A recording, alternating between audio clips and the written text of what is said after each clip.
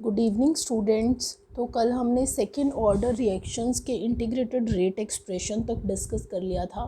आज हम third order reactions का इंटीग्रेटेड रेट एक्सप्रेशन डिस्कस कर लेते हैं। जैसे कोई थर्ड ऑर्डर रिएक्शन है तो उसमें जो रेट ऑफ रिएक्शन है वो रिएक्टेंट की थर्ड पावर पे डिपेंड करता होगा। थर्ड ऑर्डर रिएक्शन में यही समझ में आ रहा है कि अगर हम ए की कंसंट्रेशन डबल करेंगे तो जो रेट ऑफ रिएक्शन है वो मतलब उसका ट्रिपल हो जाएगा, मतलब 3 गुना हो जाएगा, यानी 8 टाइम्स हो जाएगा। ठीक है, तो मतलब ट्रिपल इफेक्ट पड़ रहा है रेट ऑफ रिएक्शन पे। ठीक है, तो कंसंट्रेशन जिस हिसाब से हम इंक्रीज़ करेंगे, जितने गुना इंक्रीज़ करेंगे रेट ऑफ रिएक्शन उसका 3 गुना इंक्रीज़ होगा थर्ड ऑर्डर रिएक्शन में।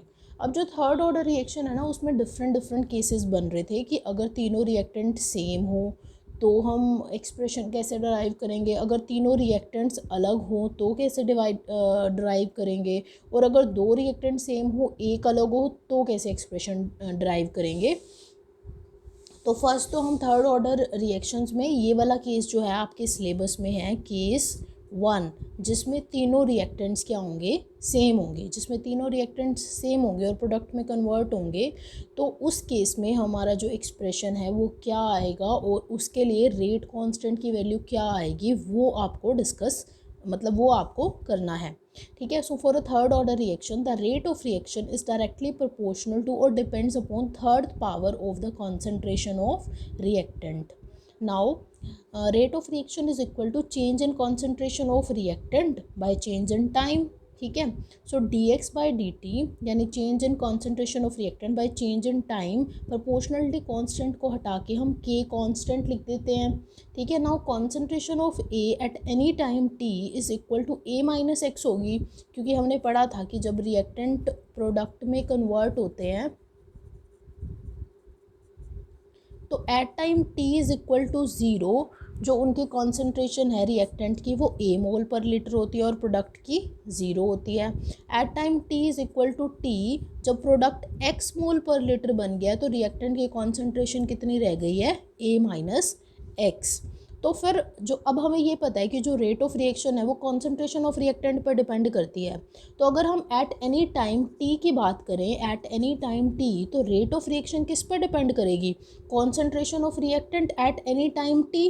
ठीक है, and the concentration of reactant at any time T is equal to A minus X. So rate of reaction is equal to D x by D T and depends upon A minus x की third power पे। ठीक है, now this step is the first step जहाँ से हम expression शुरू करते हैं। तो ये फर्स्ट स्टेप पता होना चाहिए, आगे सब सेम ही करना है सारे उसमें, जैसे कि हमने सेकेंड ऑर्डर फर्स्ट ऑर्डर में किया था। तो अब देखो यहाँ भी x है, अब देखो यहाँ पे भी x है। ठीक है, यहाँ भी x है, तो x वाले टर्म्स को हम एक साइड ले जाते हैं और जो डिफरेंट टर्म्स हैं उनको हम एक साइड ले जाते हैं। So d x by a minus x का whole cube is equal to के D T. Now a minus x का होल क्यूब जब ऊपर जाएगा तो यहाँ पे क्या बन जाएगा, -3 dx इज इक्वल टू के D T. Now integrate both sides of this equation we have. जब हम दोनों साइड्स ऑफ द इक्वेशन को इंटीग्रेट करेंगे तो हमारे पास क्या आएगा, देखो a माइनस एक्स का -3 है, तो जब तुम इसको इंटीग्रेट करोगे तो तुम्हारे पास क्या बनेगा,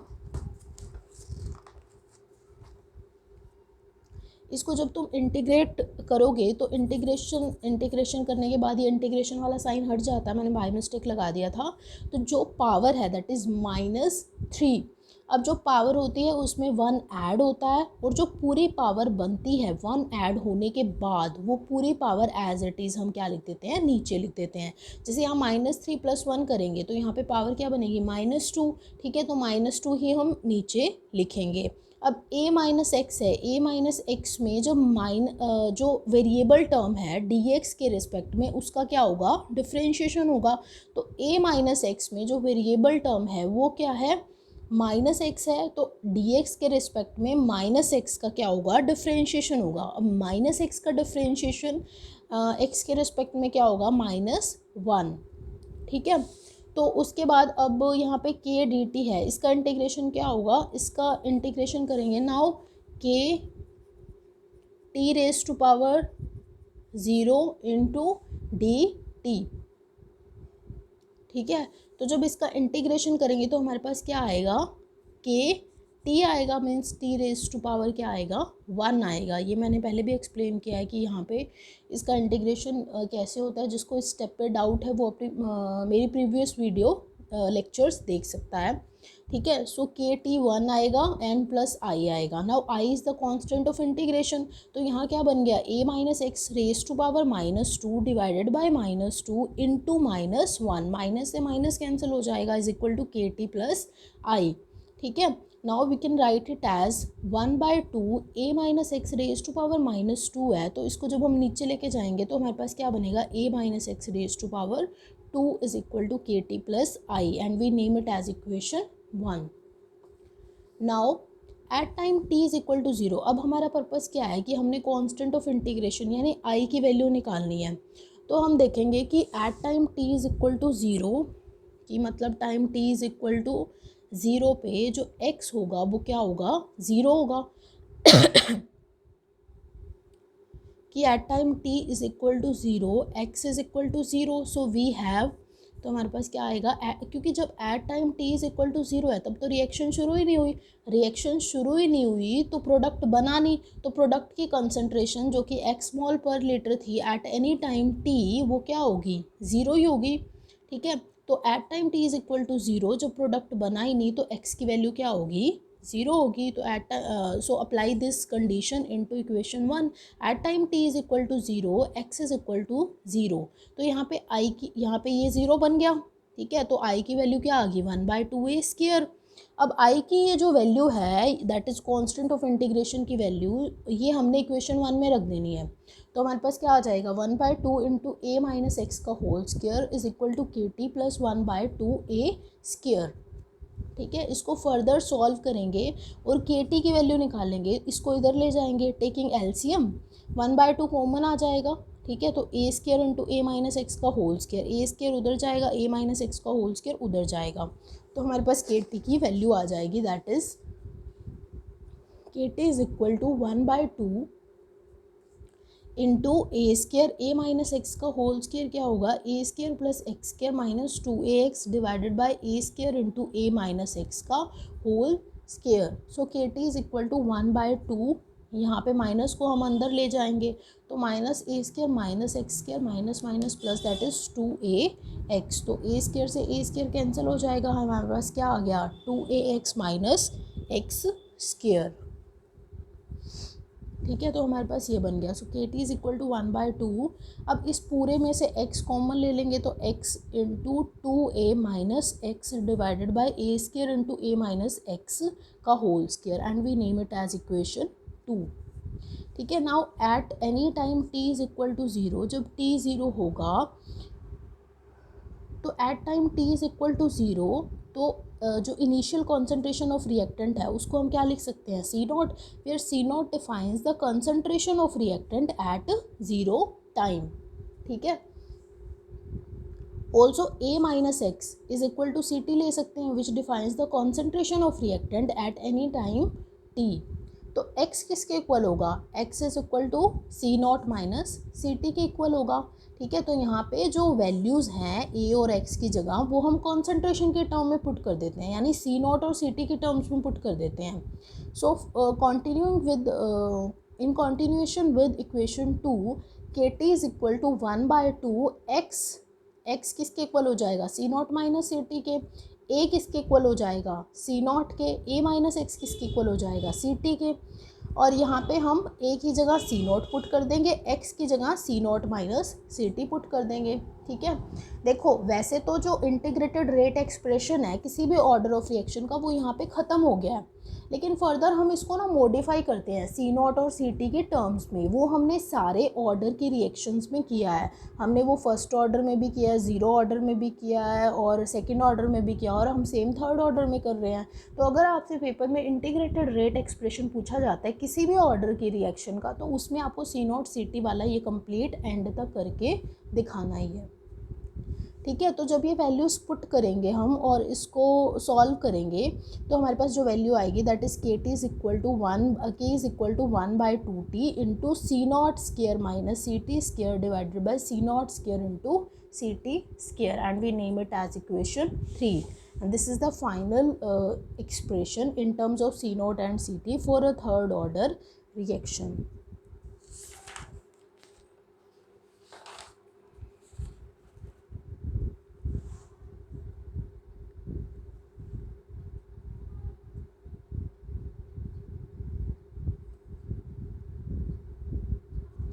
next are the units of K third.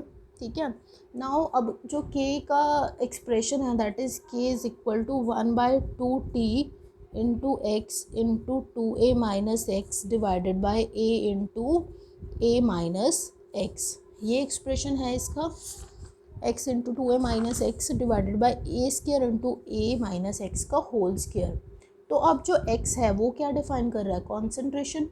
To A minus X पूरा क्या डिफाइन कर रहा है, कॉन्सेंट्रेशन। ये क्या डिफाइन कर रहा है, ए कॉन्सेंट्रेशन का स्केयर। ए माइनस एक्स का होल स्केयर क्या डिफाइन कर रहा है, कॉन्सेंट्रेशन का square.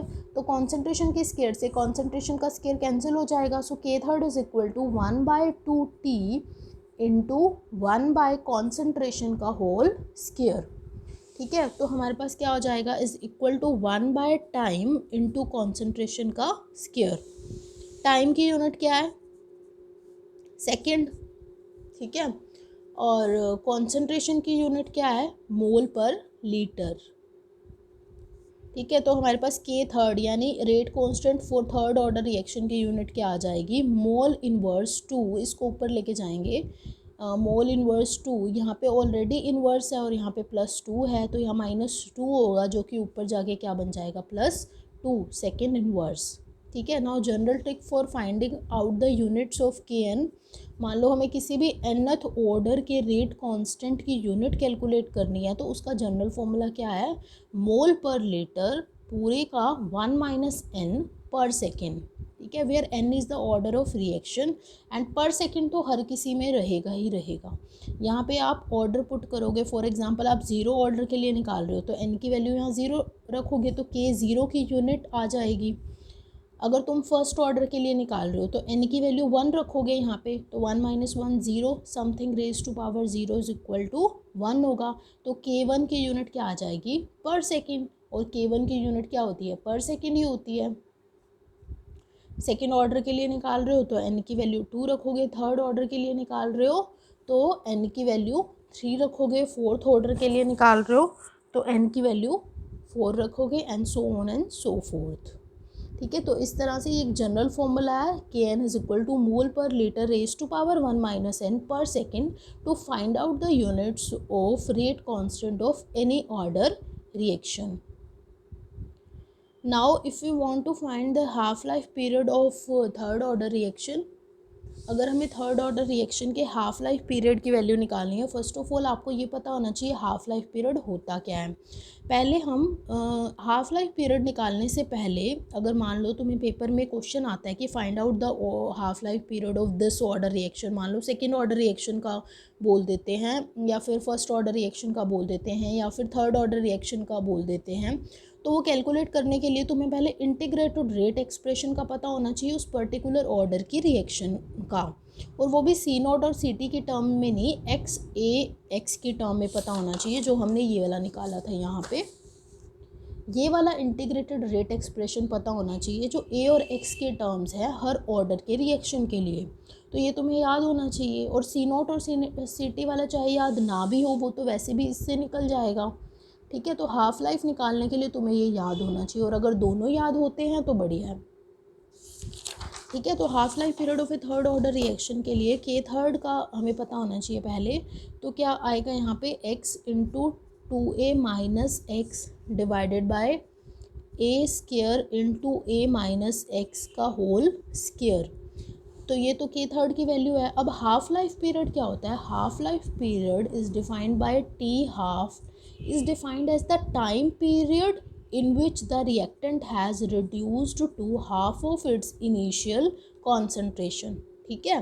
Half life period of any nth order reaction is defined as the time period at which the concentration of reactant has reduced to half of its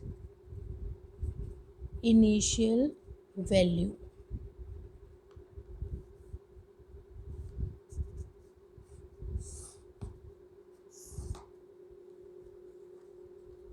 ठीक है। So at t is equal to t half हम क्या लिख सकते हैं, जैसे हमारे पास ये होता है ना रिएक्टेंट चेंज इनटू प्रोडक्ट, यहाँ लिख देते हैं हम कि रिएक्टेंट होता है कोई भी, वो प्रोडक्ट में चेंज हो रहा है, तो at time T is equal to zero concentration of reactant is equal to a. ठीक है, एंड प्रोडक्ट की कॉन्सेंट्रेशन तो ज़ीरो ही होगी जब रिएक्शन शुरू ही नहीं हुई है। ठीक है, and at time T is equal to t x mole पर litre of product has formed, तो रिएक्टेंट कितना रह गया, ए माइनस एक्स रह गया। ठीक है, now at time t is equal to t half the concentration of reactant has reduced to half of its initial value। so at time t is equal to t half concentration of reactant has reduced to half of its initial value, that means a minus x हम मान लेते हैं कि ये वो time है, ये वो हाफ लाइफ वाला टाइम है। तो इस टाइम पे जो रिएक्टेंट की कॉन्सेंट्रेशन है वो अपनी इनिशियल कॉन्सेंट्रेशन का कितना रह गई है, आधा रह गई है। So a minus x must be equal to a by 2। ठीक है, क्योंकि जो कॉन्सेंट्रेशन ऑफ रिएक्टेंट है at time T is equal to t half, concentration of reactant has reduced to half of its initial concentration, means इसका half amount consume हो गया product में और हाफ रह गया है। ठीक है, रिएक्टेंट की इनिशियल कॉन्सेंट्रेशन का, तो रिएक्टेंट की इनिशियल कॉन्सेंट्रेशन क्या है, ए में से ए बाय 2 तो प्रोडक्ट में कन्वर्ट हो गया है।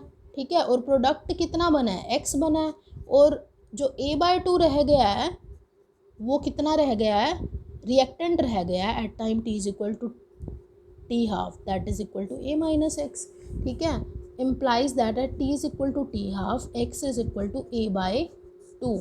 now put these values of a minus x and x in that integrated rate expression for third order reaction, which is equal to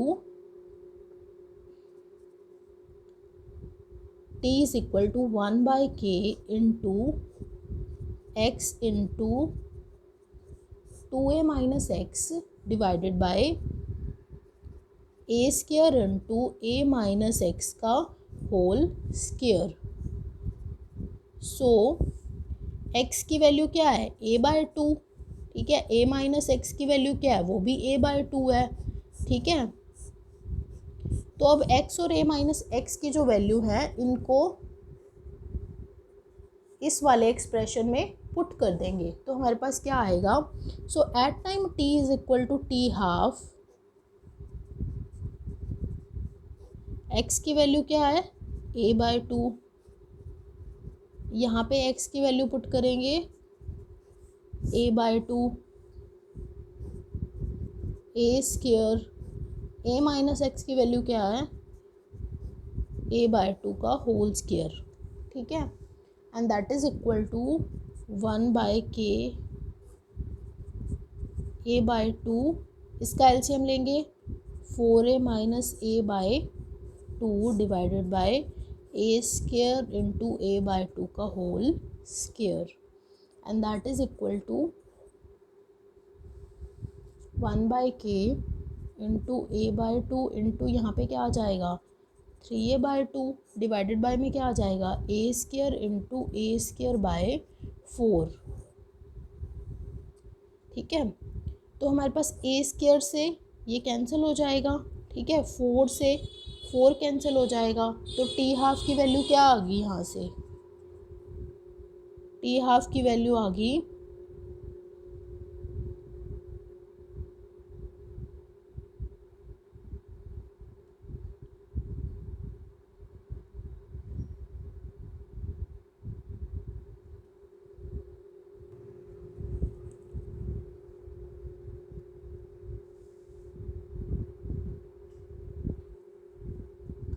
यहाँ पे एक 2 भी आएगा इंटीग्रेटेड रेट एक्सप्रेशन में, वो आता ही है, यहाँ भी लिखेंगे 2, यहाँ लिखा हुआ है ऑलरेडी। तो टी हाफ की वैल्यू क्या आ जाएगी, 1/2k इंटू 3/a स्क्वायर। तो ये होगी टी हाफ की value.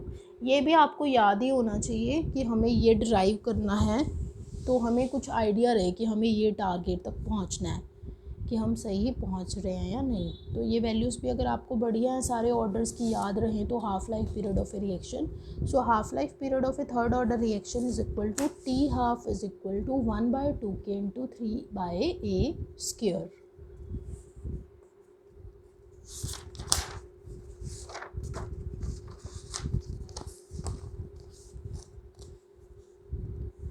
Next we are going to discuss about half life period of a reaction.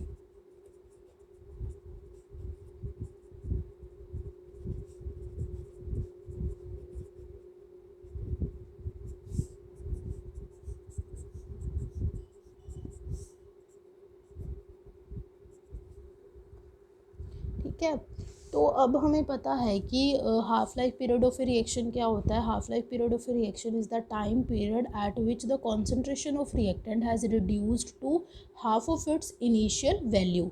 यानी जो रिएक्टेंट है, इसका मतलब क्या है कि जो रिएक्टेंट है वो 50% कंज्यूम हो गया है, कंज्यूम होके किस में कन्वर्ट हो गया है, प्रोडक्ट में, और 50% रह गया है, यानी 50% रिमेनिंग है, ठीक है, एज रिएक्टेंट।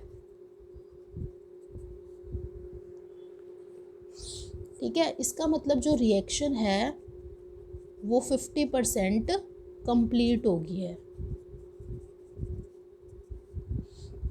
उस टाइम पीरियड को क्या बोलते हैं, half life period of a reaction.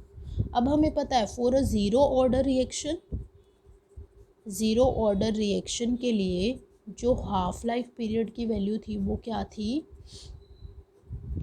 A0/2k। A0 को हम स्मॉल a भी लिख सकते हैं। दोनों क्या डिफाइन कर रहे हैं, इनिशियल कॉन्सेंट्रेशन ऑफ रिएक्टेंट को डिफाइन कर रहे हैं। इसका मतलब क्या है कि जो टी हाफ है for a zero order reaction is directly proportional to initial concentration of reactant. ठीक है, ये आप ध्यान से देखते जाना। And for first order reaction,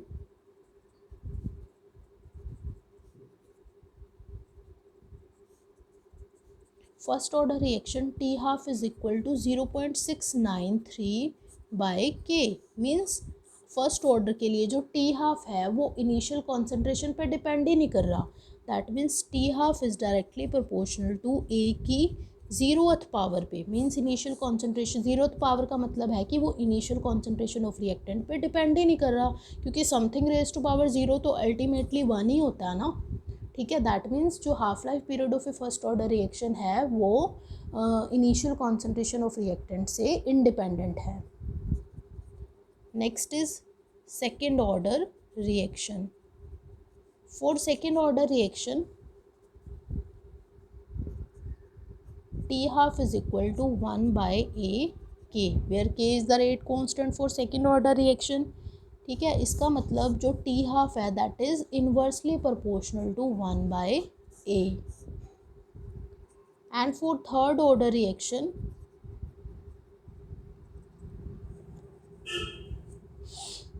T half अभी हमने ड्राइव किया है 3/2a स्क्वायर k। ठीक है, यही था ना, 3/2a square k। Means t half is inversely proportional to second power of initial concentration of reactant. T half a square के इन्वर्सली प्रोपोर्शनल है। तो इससे हम एक जनरल फॉर्मूला ड्राइव कर सकते हैं, that is T half of any nth order reaction is directly proportional to a raised to power n-1। Means initial concentration के n-1th पावर पे डिपेंड कर रहा है half life period of any nth order reaction. ठीक है, so this is the general formula to find out the dependency of half life period of any nth order reaction। Next we are going to discuss about the molecularity of a reaction, क्योंकि paper में ना molecularity of the reaction और order of a reaction के बीच में difference पूछ लेते हैं। तो हमें पहले ये समझना पड़ेगा कि मोलिकुलैरिटी ऑफ अ रिएक्शन होती क्या है। वैसे हमने ये पहले भी डिस्कस कर लिया है, बट एक बार फिर से डिस्कस कर लेते हैं। That molecularity of a reaction, molecularity of a reaction is defined as the, क्योंकि कोई भी केमिकल रिएक्शन होती है तो उसमें क्या होता है, जो रिएक्टेंट है वो किस में कन्वर्ट होते हैं, प्रोडक्ट्स में। तो रिएक्टेंट को प्रोडक्ट में कन्वर्ट करने के लिए जो रिएक्टेंट मॉलिक्यूल हैं उनको आपस में क्या करना पड़ता है, कोलाइड करना पड़ता है। अगर मान लो यहाँ पे 2 मोल्स ऑफ ए हैं तो ए को आपस में कोलाइड करना पड़ेगा, तभी वो किस में कन्वर्ट होंगे, प्रोडक्ट में कन्वर्ट होंगे। ठीक है, तो मोलिकुलैरिटी ऑफ ए रिएक्शन क्या डिफाइन करती है, number of reacting molecules, number of reacting molecules present in the balanced chemical equation, chemical equation नहीं, रिएक्शन, केमिकल रिएक्शन। ठीक है, so number of reacting molecule present in the balanced chemical equation defines the molecularity of a reaction.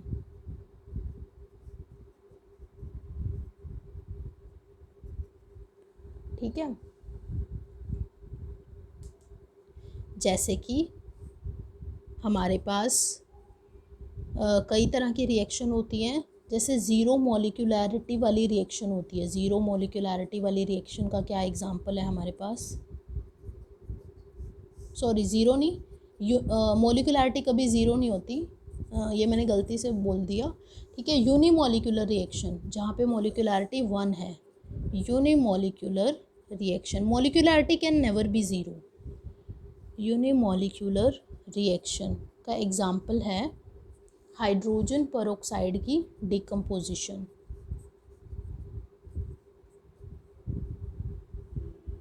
Hydrogen peroxide solution की decomposition.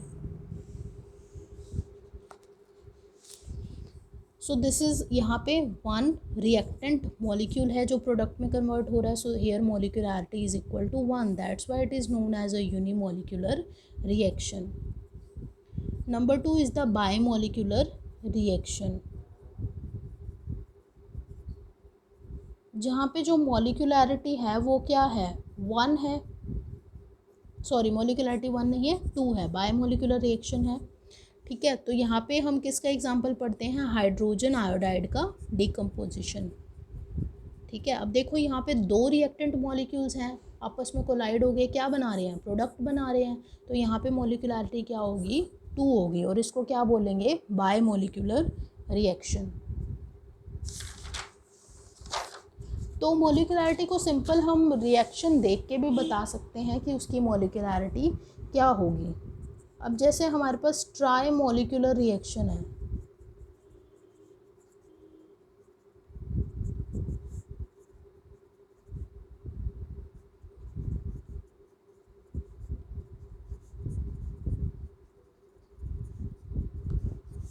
ठीक है, तो यहाँ पे हमारे पास 2 + 1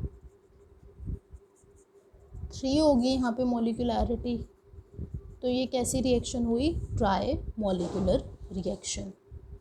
ठीक है, अब ये तो सिंपल रिएक्शन थी, तो हमने बैलेंस्ड केमिकल रिएक्शन देख के मोलिकुलैरिटी बता दी। लेकिन सारी रिएक्शन सिंपल रिएक्शन नहीं होती ना, ये तो सारी कैसी रिएक्शन थी, सिंगल स्टेप रिएक्शन थी। सिंगल स्टेप रिएक्शन को क्या बोलते हैं, एलिमेंट्री रिएक्शन बोलते हैं। एलिमेंट्री रिएक्शन तो हमने देख के सिंपल बता दी कि इनकी मोलिकुलैरिटी इतनी है। लेकिन जो कॉम्प्लेक्स रिएक्शन होती हैं उसमें काफ़ी सारे रिएक्टेंट मॉलिक्यूल होते हैं। कॉम्प्लेक्स रिएक्शंस जो होती हैं उनमें काफ़ी सारे रिएक्टेंट मॉलिक्यूल होते हैं। There are huge number of reactant molecules. तो अब वो इतने सारे रिएक्टेंट मॉलिक्यूल्स एक ही बार में तो कोलाइड कर नहीं सकते। ठीक है, तो वो जो रिएक्शन है वो नंबर ऑफ स्टेप्स में होती है, काफ़ी सारे नंबर ऑफ स्टेप्स में होती है। तो उसमें जो स्लोएस्ट स्टेप होता है एक, वो क्या होता है, रेट डिटरमाइनिंग स्टेप होता है। ठीक है। जो स्लोएस्ट स्टेप होगा वो क्या होगा, रेट डिटरमाइनिंग स्टेप होगा, ठीक है। तो उस रेट डिटरमाइनिंग स्टेप और स्लोएस्ट स्टेप में जितने नंबर ऑफ मॉलिक्यूल्स आपस में कोलाइड कर रहे होते हैं in the balanced chemical equation, that is equal to molecularity of a reaction. In case of complex reaction का ये सिनेरियो होता है, ठीक है। Now molecularity of reaction is always a whole number, यानी हमेशा 1 2 3 यही रहेगा।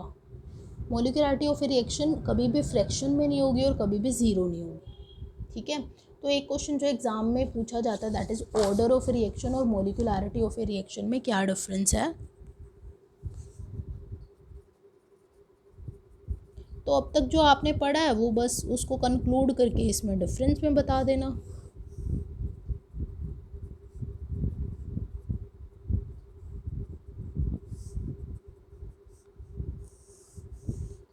So molecularity of a reaction is defined as the number of reactant molecule present in the balanced chemical equation, ठीक है। molecularity of a reaction is equal to the number of reactant molecules present in the balanced chemical equation, where order of a reaction is defined as the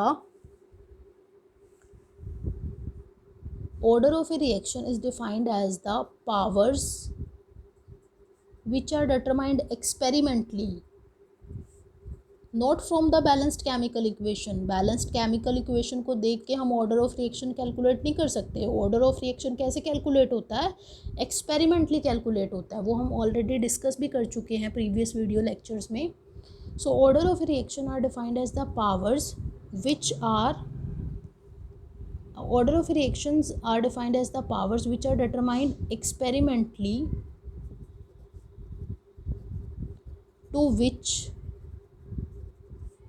the concentration terms are raised in order to define the rate of reaction, ठीक है। Number 2, molecularity is always a whole number। 1 2 3 होगी इसकी value, neither ये fraction में होगी, neither fractional होगी, नोर इसकी value 0 होगी, ठीक है। यहाँ पे हम ये बता सकते हैं कि जो ऑर्डर है वो फ्रैक्शन में भी हो सकता है और ज़ीरो भी हो सकता है और होल नंबर भी हो सकता है, ठीक है। सो मॉलिक्यूलैरिटी ऑफ ए रिएक्शन को बैलेंस्ड केमिकल इक्वेशन को देख के डिटरमाइन कर सकते हैं, while order of a reaction में not equal to the number of reactant molecule present in the balanced chemical equation. तो ये डिफरेंस बताना है आपने इसमें, ठीक है। तो इस वीडियो लेक्चर को यहीं पे कंक्लूड करते हैं। इस वीडियो लेक्चर के रिगार्डिंग आपको कोई भी डाउट हो तो मेरे से पूछ सकते हैं। तो नेक्स्ट वीडियो लेक्चर में हम ये चैप्टर वाइंड अप कर देंगे। एक टॉपिक रहता है उसके साथ, ठीक है। फिर उसके बाद आपका काइनेटिक्स 2 शुरू हो जाएगा जो कि कुछ 3 लेक्चर का होगा मैक्सिमम, ठीक है। ओके।